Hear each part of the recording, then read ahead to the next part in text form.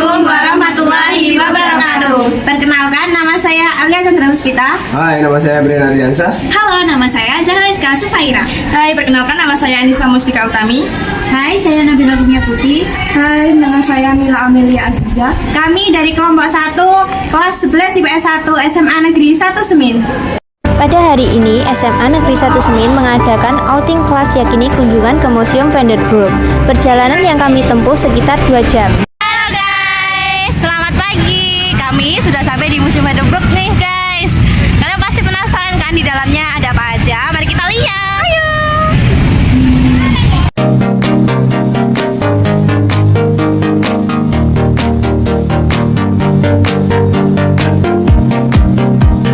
Sekarang kita ada di ruang diorama 1. Ruang diorama 1 terdiri dari 11 buah diorama yang menggambarkan peristiwa sejarah sejak Perang Diponegoro sampai masa pendudukan Jepang di Jakarta. Gambar yang pertama menceritakan Pangeran Diponegoro menyusun strategi perlawanan terhadap Belanda di Gua Selarong. Gambar yang kedua menceritakan tentang Kongres Budi Utomo I di Yogyakarta. Gambar ketiga menceritakan tentang lahirnya organisasi Muhammadiyah. Gambar yang keempat menceritakan tentang pemogokan kaum buruh pabrik gula di sekitar Yogyakarta. Gambar yang kelima menceritakan tentang berdirinya Taman Siswa. Gambar yang keenam menceritakan tentang Kongres Perempuan Indonesia pertama. Gambar yang ketujuh menceritakan tentang Kongres Jongjava di Yogyakarta. Gambar 8 menceritakan tentang penobatan Sri Sultan Hamengkubuwono ke-9. Lalu gambar ke-9 menceritakan tentang masuknya tentara Jepang ke kota Yogyakarta.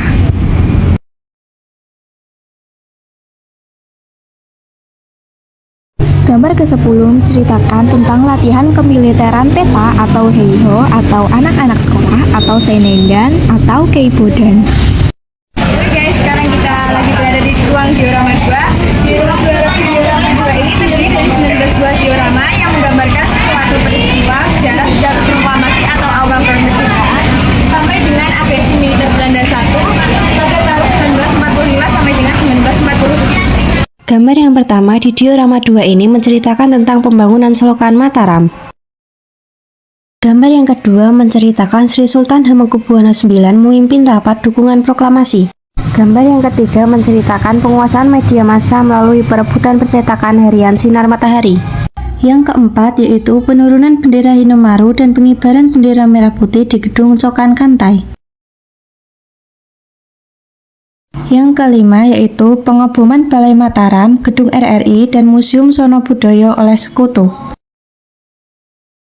Yang keenam yaitu pertempuran Kota Baru.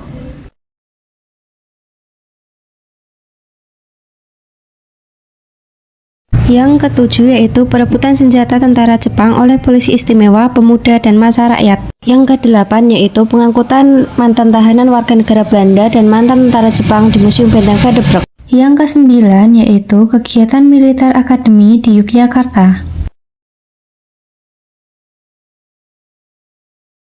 Gambar yang ke-10 menceritakan tentang pembentukan Tentara Keamanan Rakyat. Yang ke-11 yaitu Kongres Pemuda di Yogyakarta.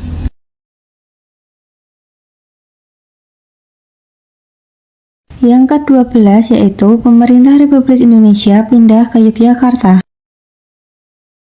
Yang ke-13 yaitu kegiatan pemuda, mahasiswa, mobel atau penggerak mahasiswa, GAPI, IPI, TP, dan AT.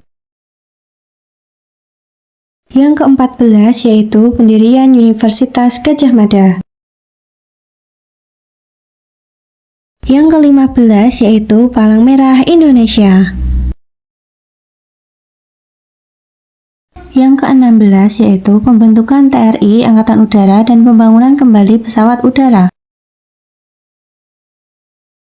Gambar yang ke-17 menceritakan tentang kegiatan di pabrik senjata Demakijo, Yogyakarta. Yang ke-18 yaitu gerakan seniman dalam revolusi. Gambar yang ke-19 menceritakan tentang penembakan pesawat Dakota VT-KLA. Dan yang terakhir yaitu pelantikan Jenderal Sudirman sebagai Panglima Besar TNI. Jadi sekarang kita jadi ruang diorama 3. Ruang diorama 3 terdiri dari 18 buah diorama yang menggambarkan tentang peristiwa sejarah sejak adanya perjanjian Reville sampai dengan pengakuan kedaulatan Inggris. Diorama 3 terdapat berbagai miniatur dan replika. Yang pertama yaitu tentang bantuan obat-obatan dari pemerintah Mesir tiba di Yogyakarta. Yang kedua, tentang pembukaan Pekan Olahraga Nasional 1. Yang ketiga, tentang agresi militer Belanda 2. Yang ketiga, tentang agresi militer Belanda 2. Yang keempat, tentang stasiun pemancar radio pada masa Perang Gerilya. Yang kelima, tentang intimidasi dan penggeledahan terhadap rakyat oleh tentara Belanda.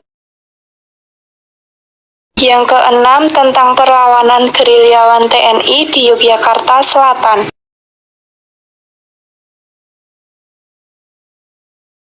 Yang ketujuh, tentang sabotase jembatan Duet untuk menghambat agresi militer Belanda 2. Yang ke-8, menggambarkan suasana dapur umum di daerah gerilya. Yang ke-9, menggambarkan tentang serangan umum 1 Maret 1949. Yang ke-10, tentang perlawanan tentara pelajar di daerah Sleman.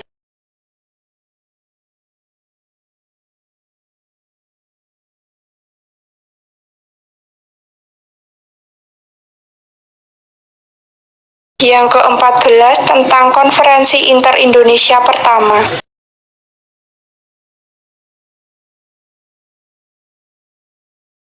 Yang ke-16, tentang pemerintah Republik Indonesia Serikat pindah ke Jakarta.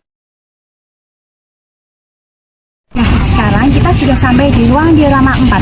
Di ruang diorama 4 ini terdapat 7 buah diorama yang menggambarkan peristiwa sejarah Negara Kesatuan Republik Indonesia sampai masa Orde Baru pada tahun 1950 sampai 1974. Di diorama 4 terdapat lukisan miniatur dan replika. Yang pertama tentang pemilihan umum 1 di Yogyakarta.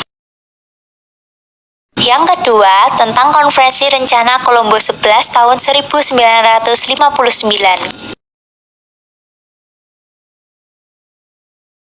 Yang ketiga tentang Seminar Nasional Pancasila 1. Yang keempat tentang TRI Komando Rakyat atau Trikora. Yang kelima tentang peristiwa G30 SPKI di Yogyakarta. Yang keenam, rapat kebulatan tekad penumpasan G30 SPKI. Yang terakhir, Amanat Presiden Soeharto tentang pedoman penghayatan dan pengamalan Pancasila atau P4. Monumen serangan umum 1 Maret berada di area sekitar Museum Benteng Viaduct, tepatnya di depan Pos Besar Yogyakarta. Monumen ini dibangun untuk memperingati serangan tentara Indonesia terhadap Belanda pada tanggal 1 Maret 1949.